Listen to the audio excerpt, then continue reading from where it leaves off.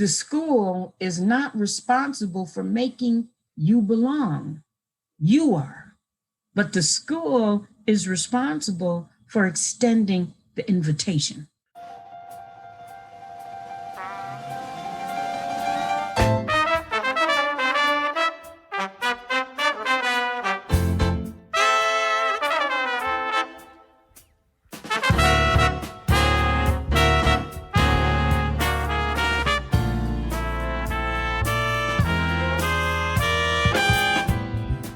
Dave Bolger here, and welcome to Had I Known, a show that explores the journeys of some of the most interesting members of the Hamilton College community. This week's guest is Phyllis Breland, class of 1980. All right, welcome back to another one. It was a busy week in Had I Known land. Heard from quite a lot of people. Professor Phil Klinkner checked in. He was reflecting on the conversation we had for the show over the summer, and he said he was impressed and proud of himself. Quite a lot he got right. Probably would have been better if some of Phil's predictions were not so accurate. If you haven't heard that episode or were interested in going back and grading the political prognosticator, you can go to hadiknown.buzzsprout.com. Again, hadiknown.buzzsprout.com, and you can check out that conversation with Professor Phil Klinkner. This week we also had some fun on social media. I shared an outtake that didn't make last week's episode with John O'Keefe, where we talked a little bit about our time both living in North 101 in our respective first years at Hamilton. And I talked about how it was my understanding when my three roommates and I lived there that the room was cursed. And we, in fact, kept the curse alive because one of my roommates didn't come back sophomore year. John, in the clip I shared on social media, indicated that his group broke the curse, so good for them. But that led to some fun interactions on social media, and I heard from one person who enlightened me to the Carnegie Casbah. I hadn't heard about this, but apparently there was a room in Carnegie that was handed down year after year and was known as the party room. So if anyone has more stories about the Carnegie Casbah, I'm all ears, because that's one I hadn't heard before, and I'd like to hear about that one. So like and follow us on social media, Had I Known Show. And then finally this week, I've been hearing from some current students. And while I like to pretend that I'm hearing from current students because they're huge fans of this show, I know that I know that I'm hearing from them because they're interested in talking to me about my day job and the internships that have been posted online at my current employer. I get it. I was in their shoes. I made those phone calls and sent those emails. But it was interesting to talk to current students and hear what it's like there now. We've talked about it on the show before, but can't possibly imagine what the college experience is like right now in the middle of this crazy pandemic. And this one student I talked to, my goodness, she was getting ready to head out for her semester abroad and found out only, I think she said a week or two ago, that it was canceled. So the scramble to find a place to live on campus and register for classes and all of that with about a week left before students go back to campus. It's just crazy. Now, that doesn't mean that sob story helps at all in helping the student get an internship, but, I still feel bad for her. I'm just kidding. I'm going to do all I can to help. All right, this week's show, Phyllis Breland, class of 1980. Boy, oh boy. I had never met Phyllis before talking to her for this episode. I'd heard plenty about her.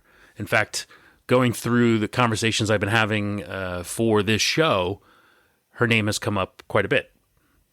There have been quite a few guests I've had that have benefited from Phyllis's work as the longtime director of opportunity programs at Hamilton. And what I knew of Phyllis coming into the conversation, I had a feeling that she'd be hitting me with some knowledge along the way. And I was not wrong. I mean, she was throwing knowledge haymakers left and right.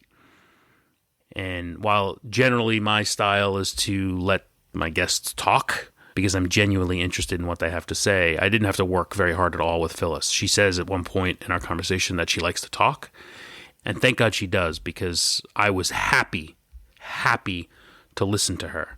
She's got an incredible story. She's chock full of wisdom, and thankfully she was sharing much of it in this conversation.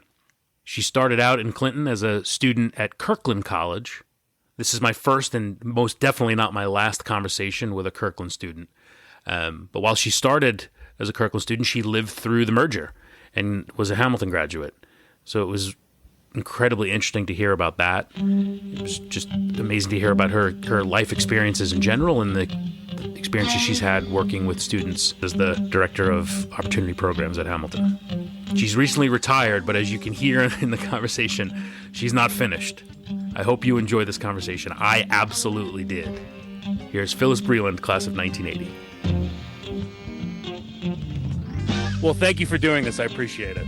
Well, you are welcome. You are welcome indeed. As I do this more and more and talk to more and more people, your name continues to come up as an influential figure in their experience. So I figured I had to go right to the source then. Oh, don't let me get a big head. Congratulations on retirement.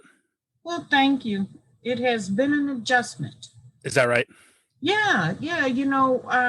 When you're used to working all the time, and then you suddenly get up and you have time that you prayed to have, you don't know what to do with it. So you have to redefine things and learn this new mode of operation. So okay. Any big plans? Any projects? You don't strike me as the type that would just dote around the house. That's part of my problem. So I'm doing a little bit of consulting on the side. Okay. Because I am truly concerned with inclusion, and I have some beliefs that life has taught me. And you really have to be in it. It can't be anything that's a design that will take care of itself. You have to live it.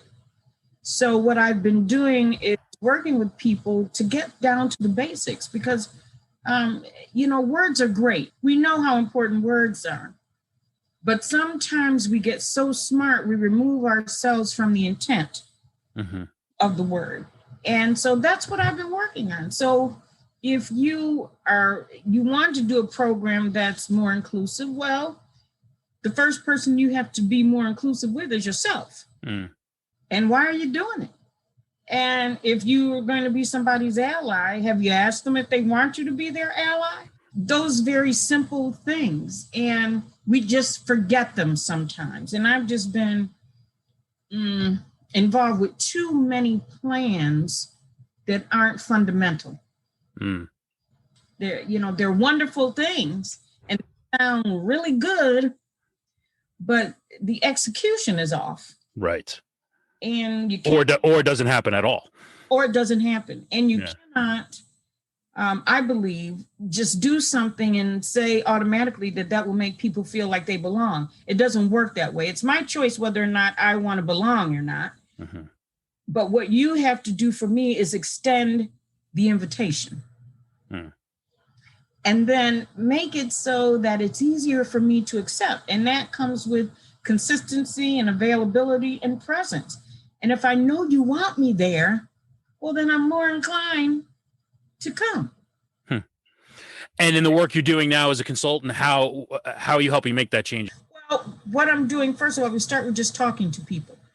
And we redefine, this is what this means. And I challenge, because I can facilitate the process, and I'm careful to say to people, this is no magic bullet. You're not going to step out of this knowing all of a sudden how to be great with inclusion, and giving them permission, or helping them give themselves permission to do it. So we start with the definitions. I start with organization, the how-tos, all of those basic things that we assume that everybody's in agreement with, but we're not, because we talk about them. Right. And helping people develop not only safe space, but brave space. And the safe is the ability to say it, and the brave is the ability to be challenged. Because you and I can sit there and I can shake my head and say, yes, I understand, but I really don't. And I'm really not interested in understanding. I'm just saying, okay, you said it, but I don't take it with me. I don't do anything with it. So I feel that if we can have these honest conversations, which are so hard, right, so very hard, because from the time we're little people, we're taught to lie. We are, and we're taught to say what we are really thinking or what we're really feeling. And the older we get, the better we get at it. Mm-hmm. So I just try to break it down so that people are reminded of why they're doing what they're doing and what they can bring to the table to make it better. And even to have people say to me, I have people saying, well, I'm here because, my boss said I have to. Well, that's an honest statement. Yeah. Right? Let's just talk about that. And maybe you'll get something and maybe you'll be enlightened. All I'm asking is that you try to accept this openly. And that fear of having an open dialogue, I think it's easy to think, well, someone doesn't want to be honest or truthful because they have beliefs that are racist, sexist, whatever it may be. But in fact, the fear is the opposite of not wanting to offend and not knowing what's the exactly. Right. Exactly. We want to be politically correct. Right. But if we listen to what we're saying, being politically correct doesn't mean I'm being empathetic. Right.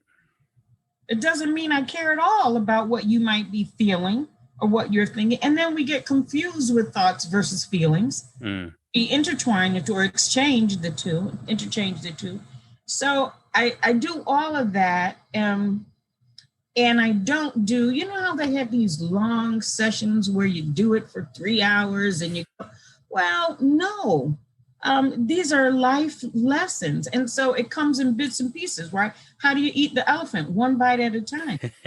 You got to keep coming to this. You can't sit there and think, okay, well, I'm going to attend this session and then I'm cool with it. No, it's not like that. You have to practice. You have to practice. And so I do all different kinds of things. I'll tell you, like one assignment I gave one of my groups was, let's do a collage. And give me the picture of someone dead or alive, young or old, famous or infamous, that impacted your life. And the only guideline is that person can't be white. What I was looking for were the old standbys, Martin Luther King, sure, Megs, Angela Davis, all these kinds of things. And my question to people was, where's your neighbor? Mm-hmm. Where's the person that you are that impact your life on a daily basis? And if you're looking at these people to impact you, why must they have acclaim? Why must they have worldwide acclaim? The whole idea is go build relationships with your neighbor, right? Right. A student asked me years ago, how do you build relationships with a Black person? And I thought for a minute, fair question, this person has been told some different things. And I just said, well, how about hello? So that's what I've been working on, because I have found through my years at Hamilton that has become even more important to me now. When I came to Hamilton as a Kirkland student, I was an outspoken young woman, part militant. I showed up in my dashiki and combat boots and my turbans and things like that. And they allowed me to be me. That was part of the Kirkland and the mantra was, or not the mantra, but the charge was, okay, you can be whatever you want to be, but just prove it and know how to say it and know how to do it. I'm like, oh, okay. Well, I can take that, and I love to learn, so it worked out well for me. Not to say that I didn't have my challenges, because I did. And I had my challenges as a Black person, and I had my challenges as a young Black woman. Mm-hmm. And I can recall, I was a theater major, so I can recall standing on the rock. We had to all do a senior project, which is something they still have to do now. but I picked a one-act play that was known in the Black community that I had done, and nobody knew it. And I can recall I stood on the rock swing because people weren't attending.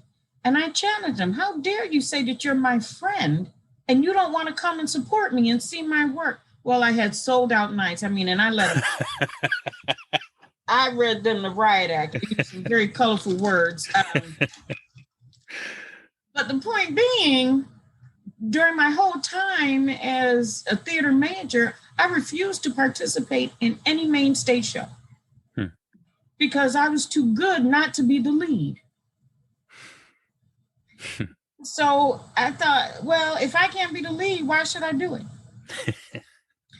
And Carol Bellini Sharp, I'll not forget her, and I will always owe her for this.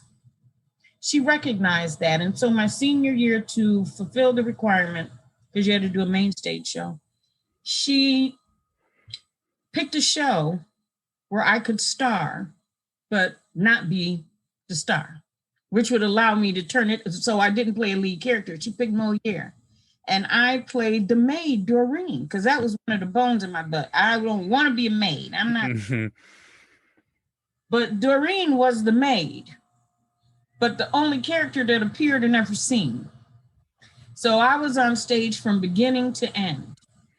And she allowed me that grace. She allowed me that grace and respected where I was coming from, but still showed me how we could make it work in that particular time. So I'm always thankful to her for that, because she didn't have me leave myself at the door. So I want to get into your experience on that campus as a student. So you referenced arriving at Kirkland. How did you end up coming to Kirkland? What was the... Well, let me be honest. I didn't know a thing about the school. Not a thing. I had never heard of Hamilton. And I was, though, always taught to be very active in my community. My mom did a lot of stuff with Peace Incorporated and organizations. So I was very involved that way, and in community theater and doing this and doing that. Where did you grow up? Syracuse, New York. Okay. So it was Cub Scouts and Den Mothers and brownies and all that kind of stuff. And I lived on the very poor side of town, and my mother always felt that we were nobody's victim. So that was how I was brought up, not a victim. So I was just working, doing my job. I graduated from high school when I was 15. I went to a school where nobody talked to me about my possibilities, my strength. You know, the thing was just get out of school, go to work. And that was going to be that. I was going to school part-time in the afternoon because I could have graduated in the 10th grade, but my mother said, oh, no way. And so I got my hairdressing license part-time, and I took some more classes.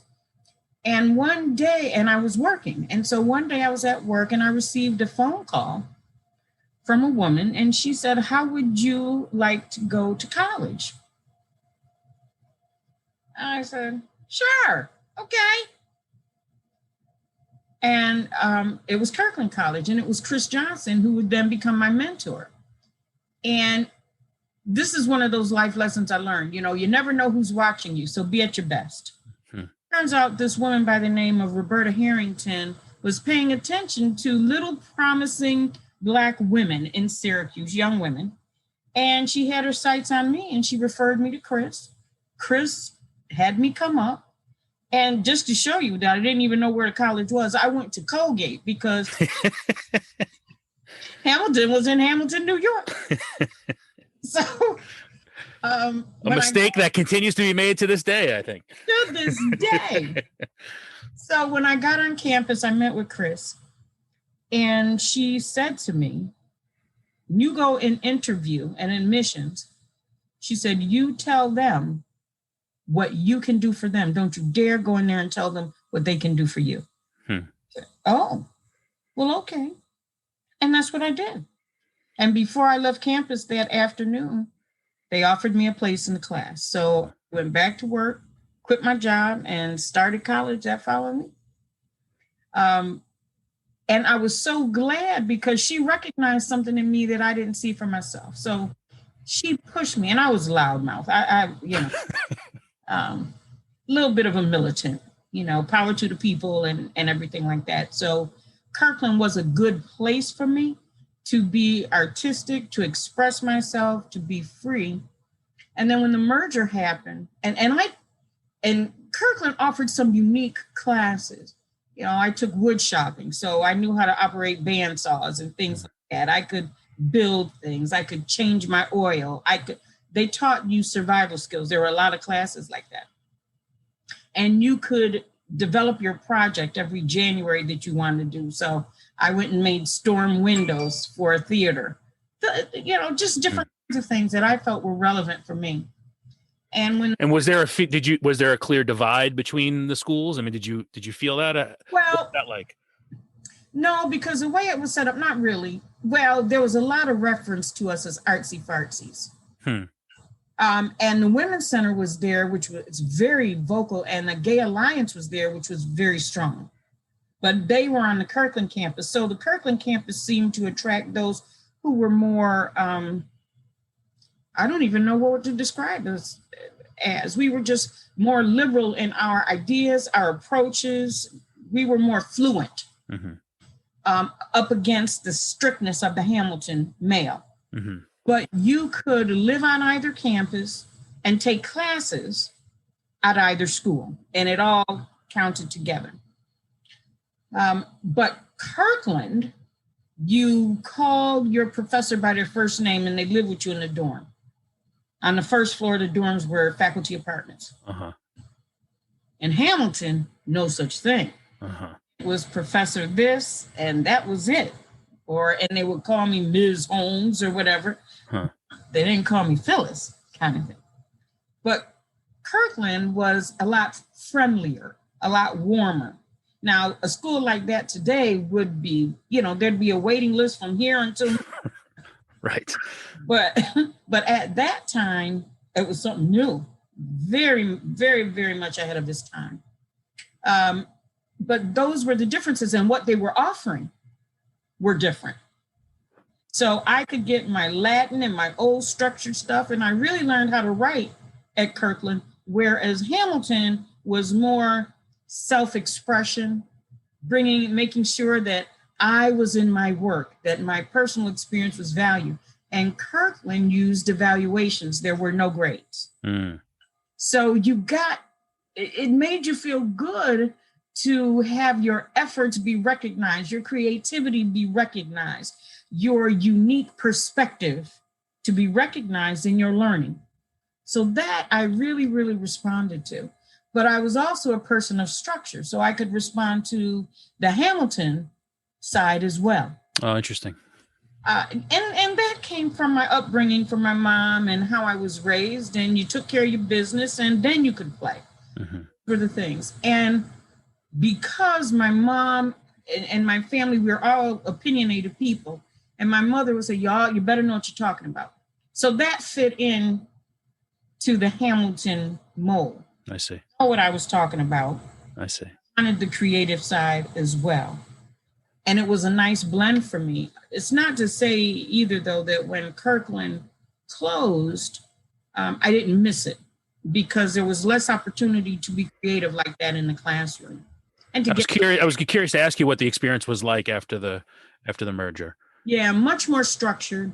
There were a lot of angry young women, a lot left. There was some faculty upheaval. Several of them stayed, which I was glad of. But one of the things we had to quickly adjust to was there was this little nuance that all of the Kirkland students had to essentially reapply to Hamilton. Wow. And you had to get your transcript transposed. So your evaluations had to be turned into grades.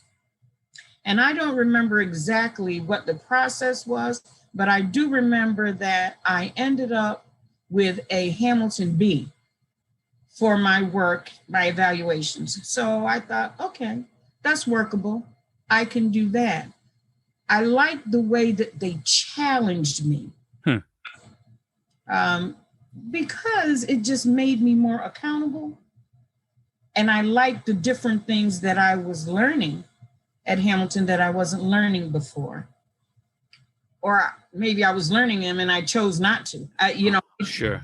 Right? It was a different thing, but I did like the structure of Hamilton very much. Now, I will say, too, that it was challenging for me, very, very challenging to take that creative juice and give it measurement, which is what Hamilton was, the measurement, the structure, the goals, the objectives. And that was a challenge, but I was able to rise to it.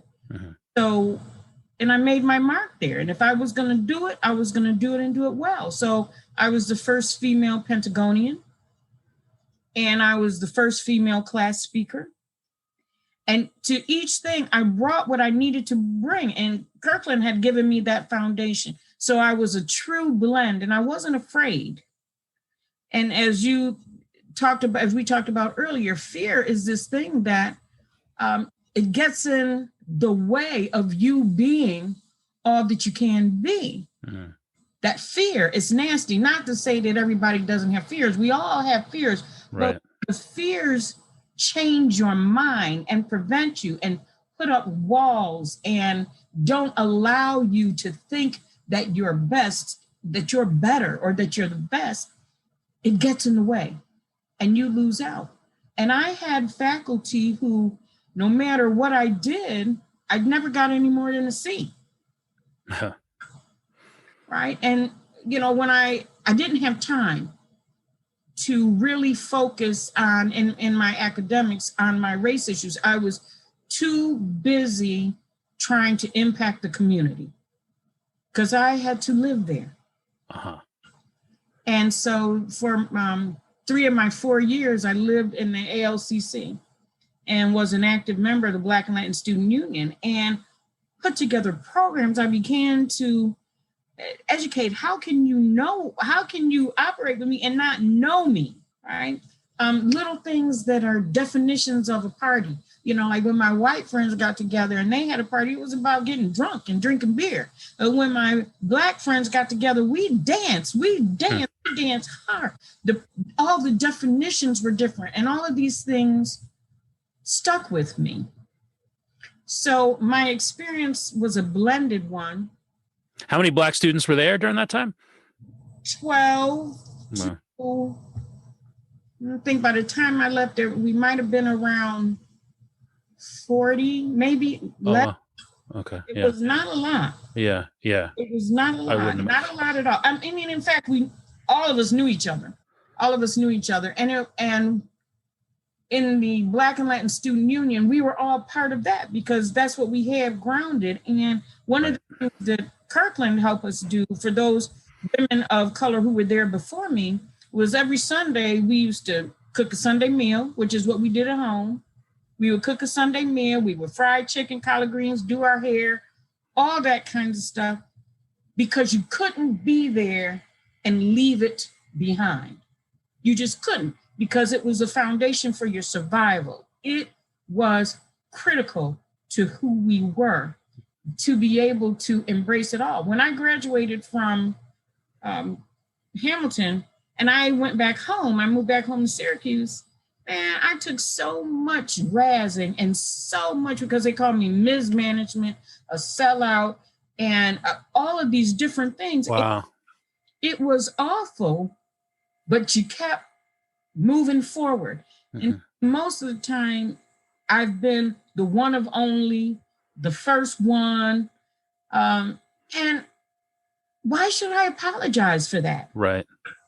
Why should I apologize for that? What the hell? I could put together a few sentences. Words. Yeah. Right? Don't punish me. Rise up to me. But what it also taught me was to accept people who chose not to. Yeah. Did it ever get exhausting though? Does constantly being the first ever and the one and only, do you ever feel like exhausted from that? Oh my God, yeah. Yeah. It's so trying. Yeah.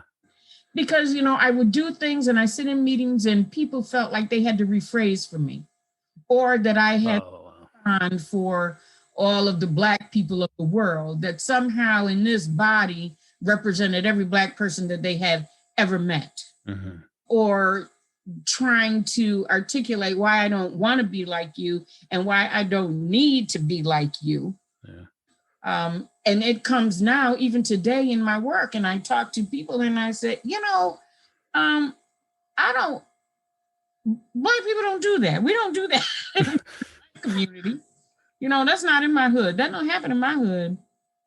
But I understand where I am.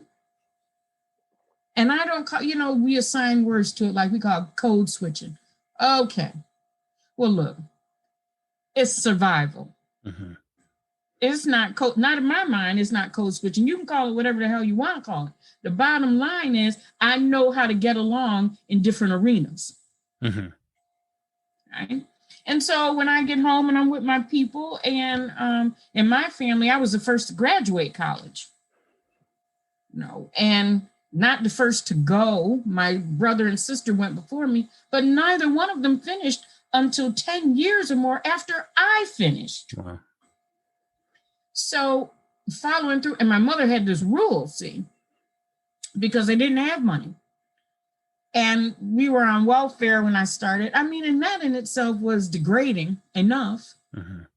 And my mother would say, it's my job to take care of your needs and your job to take care of your wants. So I worked a job from the time I was 12 years old. Always worked. So I didn't have a lot of these things that my white counterparts had. I didn't have to worry about, burning my bra because I had to wear it to go to work. You see, so...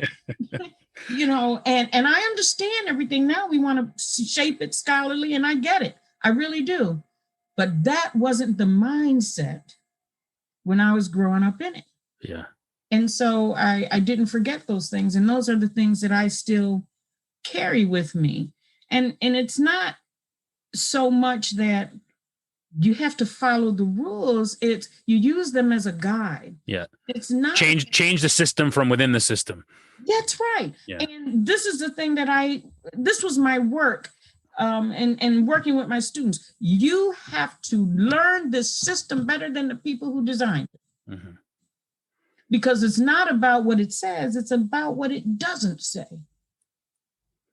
Because that's your end. That's your ability to dream. That's where you're going to improve your critical skill. That's how you're going to make change. And change is very, very slow and painful at times. And you have to keep getting up. When I think about some of the things that even to this day, I still have to endure. And I tell you, I made a terrible mistake. And I think that I have fixed it. But when I started having children and I moved back to this community, I thought I was doing a one-up for my kids. I really did. I thought that by bringing them to this community where I know they could get an education, where I felt that they would be safe and didn't have to deal with the things that I dealt with when I was a kid, I thought that they would be so much better off, right?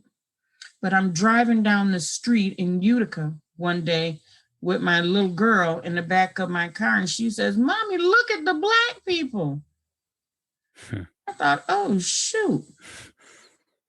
My kids don't know they're Black. Goodness. Oh, my gosh. And I changed up my whole program. Huh. I started taking my kids back to Syracuse every weekend. That's where we went. We're going to go into Utica more. I'm going to show you more culture. I started teaching my kids Black history. I started making sure that they didn't negate me because that's what was happening. And I got totally freaked out one day when I went to get my daughter out of school, and they only had a few Black kids down there in Clinton. She went to Clinton. They only had a few Black kids down there, and I couldn't see my daughter in the crowd. I couldn't see her. And that scared me. Mm. How come I can't see you, little Black girl? And one of the first things when she got of age, and I said, you can go to college, you can go to Hamilton. She said, oh, no. No.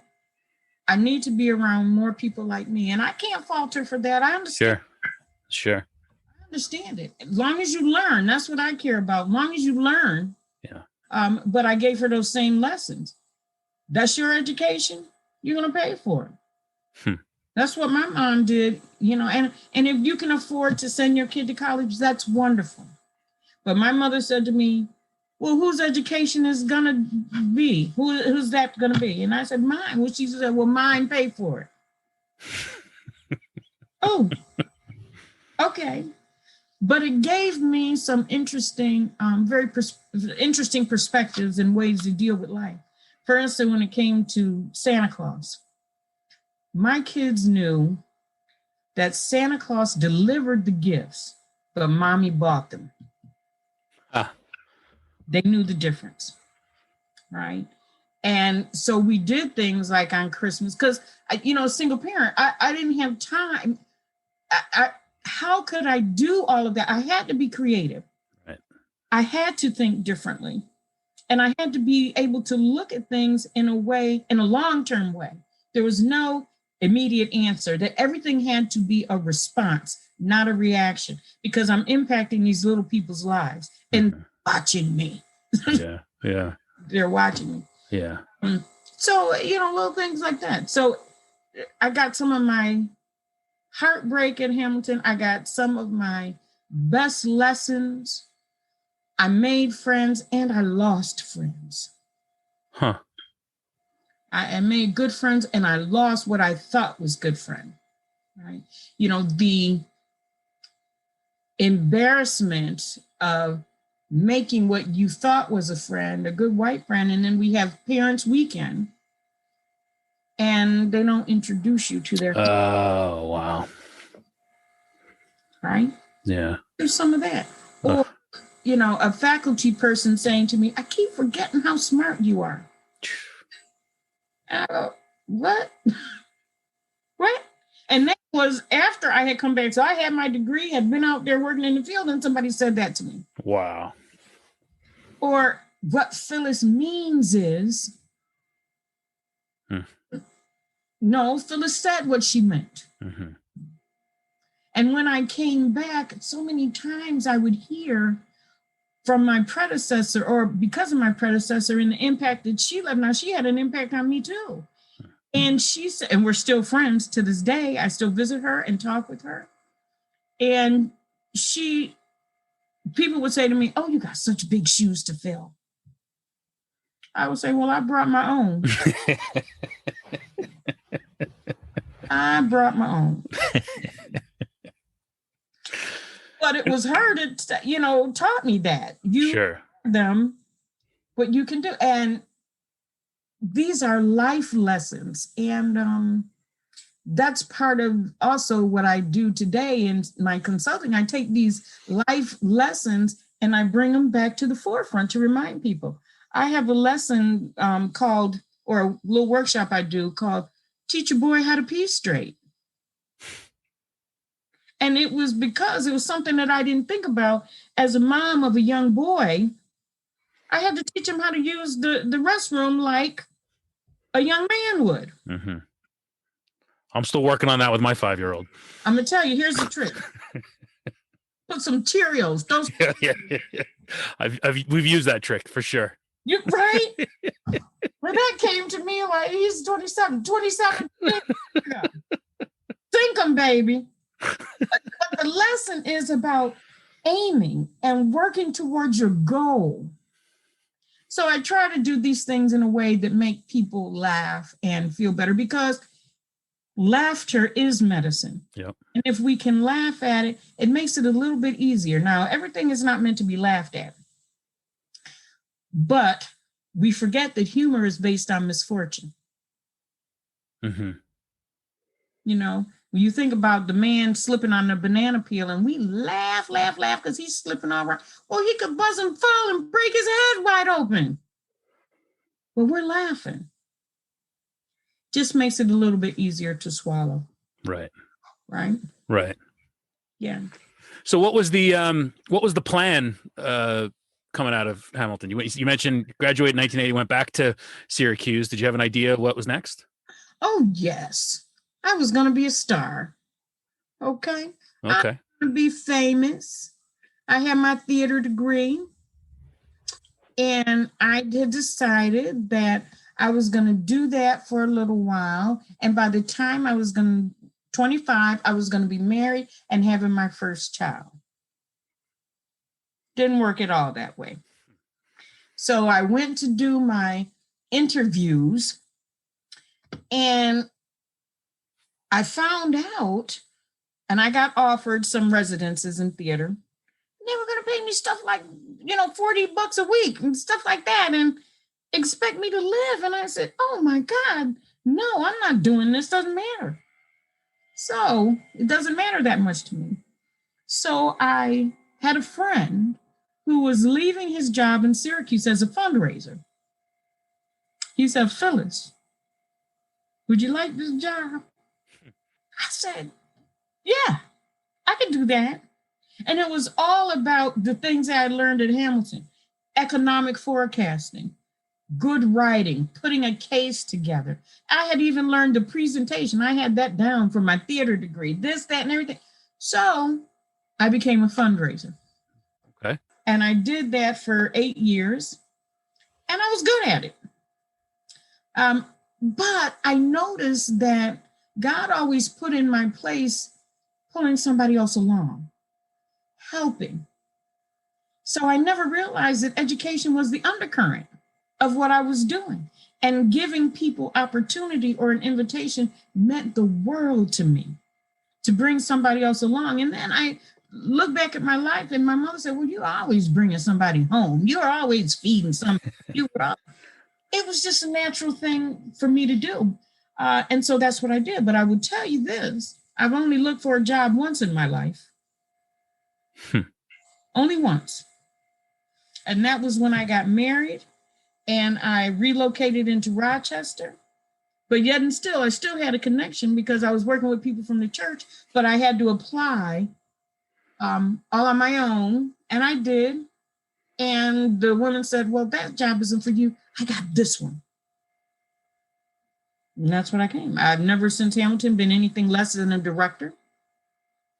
And so I always felt that even though my goals, I had these goals about being in the performance world and doing art and everything, but that wasn't my true calling. And I didn't see it until later. So my work in the community took me down the path of education. Okay. And I think partially also because I love to talk. And I believed that what I had to say was worth hearing. Absolutely. Right. Because I put in the time. I put in the work. And I was and I still am, a very sensitive person, more so than anybody would ever believe. I cry every day. It might be the puppy commercial. It just strikes my heart and it touches me and it brings emotion to me. And that is value. That is not a weakness. It is my strength. Mm-hmm. It is my strength. And I learned that it's okay. And taking that on as a strength and recognizing that allowed me to even open up more, because there's nothing that anybody can do to me that will take away my strength. Mm-hmm. I have carved out my square and I'm going to stand on it and I'm going to hold on to it and I will beat you down. And I feel that I come into people's lives for a reason if they allow it. And I do what I can. And then I move on. And I am allowing myself to be used, because if I don't, the change doesn't happen. Mm-hmm. I if I'm going to complain, then I have to be willing to be a part of the solution. There's just no ifs, ands about it, because anybody can point. But what are you going to do about it? And I'm thankful that as I came back to Hamilton to work, I was given that leeway to think creatively, to build different ways to get what I need, to be responsive. and not react to things. Learn how to swallow some tough things for the sake of. Mm-hmm. Now every time that I got a challenge, I didn't go upside one person and down the other. I didn't do that. I learned to listen with my eyes, and then I could read the room and figure out when to interject and how, because it goes back to those long lessons ago. You have to learn the system that's better than the people who are trying to get you to do it. Mm-hmm. Right. You have to. Right. And I imagine the notion of standing your ground, the points you were making about personal strength and demonstrating that, not letting people move you off your spot. I imagine in your years working with the opportunity program at Hamilton, instilling that confidence and that strength in the students going through those programs was paramount. Yeah. Oh, yes. Yeah. I was one of them. Uh-huh. Right. And I wanted to give all of them a piece of what I had been given. Dream big. Mm-hmm. Dream big. And I had a whole bunch of sayings that I would tell people. I would tell them, if you're on time, you're late. And it doesn't mean show up 15 minutes early. It means be prepared. Know where you're going, what you have to do to get there. Do your homework. And you're going to fall. You will fall down, but fall on your back so you can see how you get up. I had another one. You are a FHB, a fallible human being. You're going to make mistakes, so deal with that. Okay, so you had a raw deal and this happened. Point is, what are you going to do now? What are you going to do now? What do you need to have happen? When things happen to the students, somebody says something to them that's off color, or they feel that because of their ethnicity, they're being approached. And I have to say, well, what did you say? Because don't stand by and be silent. If somebody asks you a question and it has something to do with people of color, you have no right to speak for every person of color. So you say, in speaking for myself, and you make that clear. I'm not your go-to girl for that. I'm not. So, yeah, the opportunity programs thing, and I tell you, one of the most difficult things about working in opportunity programs was to teach people, the people in the program and the people outside of the program, that it was not the student of color program. It's not. It's an academic program with standards that you have to prove. You have to prove that you have the potential to be competitive and be successful at this institution. I was a straight A student coming in there, but I didn't have any money. Right. So that doesn't say it's about the student of color program, but because of how it looks on the outside. Right. Talking to students and alums who have gone through the program, the constant battle of feeling like, they were quote unquote let in, or were given an opportunity they didn't deserve, or something along those lines. Right. We hear your story. You were smarter than probably the majority of the students that were there, having graduated when you did, and there was no question of belonging. But I think that idea of belonging, I think, is probably a challenging one for those students, and battling against that. Boy, I imagine them having you in their corner helped a lot. Well, I like to fight. I think, well, not I think, I know it is a continuous battle. It is ongoing, because when you get there and it's culture shock and you look around and you see, and even though Hamilton has made great strides in the number of students of color that are there, they're never congregated in the same place at the same time. So you can't always visually see the progress, the impact, but it's there, right? But at the same time, we've also increased the number of people in the dominant society. So, it's always this balancing act that's going on. A constant battle, but a battle worth having. Sure.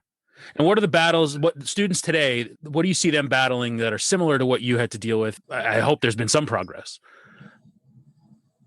I think it comes in different ways. I think that in my time and when I was there, we didn't have the comfort and ease of technology. And I think technology can take away your critical skill and make you want things more immediate. Mm-hmm. And while I appreciate it, I like the fact that I can count my change or I know when somebody's cheating me in my paycheck, right? Or that I can figure things out, or that my brain is still working, will allow me to look at something critically and see that. But I think that the issues are still there and they're still the same. They just have reshaped in accordance with what the focus of the world is right now. So nothing new. Mm-hmm. Nothing new. Mm-hmm. Just different ways that it's presenting itself. I have to challenge my young people with saying the school is not responsible for making you belong. You are. But the school is responsible for extending the invitation. And back in my day, we also made the invitation, which is different, like protests. I remember we did a protest. Free Bobby Seale, Black Panthers, Angela. Those things were about being there physically. And now you can be there digitally. Mm-hmm. Mm-hmm. And I think that's one step removed from the pain, but that's all they know. Right. But that's all they know. But I think, and I've witnessed riots firsthand. I've been followed around stores just because I'm Black, waiting for me to steal something. And still to this day, I get mistreated, whether they mean it or not. Whether it's, a bias or whatever level it's coming, it comes out as a wrong. I think young people today, we have to go a little deeper. We have to do a better job at blending the old with the new. Because listen, folks are living long. We're not going anywhere. I don't go anywhere for a long, long time. Right. You better be able to talk to me and be able to hear my journey so that you can better understand yours. And you mentioned the being there physically. I think that's the danger today, right? Is in this digital age, it's getting easier and easier to separate yourself and just hear what you want to hear. And it's a dangerous sort of path we're on. Yeah.